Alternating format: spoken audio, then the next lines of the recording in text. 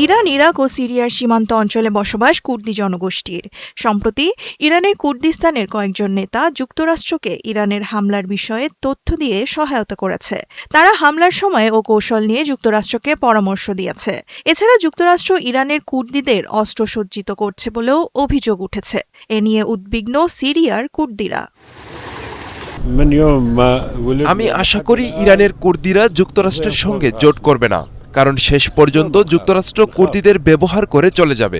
যদি যুক্তরাষ্ট্র ও ইরানের মধ্যে কোনো সমঝোতা হয়, তখনই সবচেয়ে বড় ঝুঁকিতে পড়বে ইরানের কুর্দিরাই।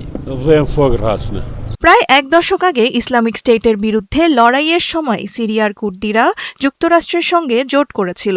সেই যুদ্ধে আইএসকে পরাজিত করে যুক্তরাষ্ট্র সিরিয়ার বড় একটি অংশ নিজেদের নিয়ন্ত্রণে নেয় এবং সেখানে আধা স্বায়ত্তশাসিত প্রশাসন গড়ে তোলে। তবে 2 বছর আগে সিরিয়ায় ক্ষমতার পালাবদলের পর কুর্দিদের নিয়ন্ত্রণে থাকা বেশিরভাগ এলাকা পুনর্দখল করে সরকারি বাহিনী। সেই সময় যুক্তরাষ্ট্রের প্রত্যক্ষ সহায়তা আশা করেছিল কুর্দিরা। তবে সামরিক সহায়তার বদলে ওয়াশিংটন তাদের সিরিয়ার সরকারের সাথে সমঝোতার পরামর্শ দেয়। ইরানের কুর্দিদের খুব সতর্ক থাকতে হবে। যুক্তরাষ্ট্রের কাছ থেকে লিখিত নিশ্চয়তা ছাড়া ইরানের সরকারের বিরুদ্ধে কোনো পদক্ষেপ নেওয়া ঠিক হবে না।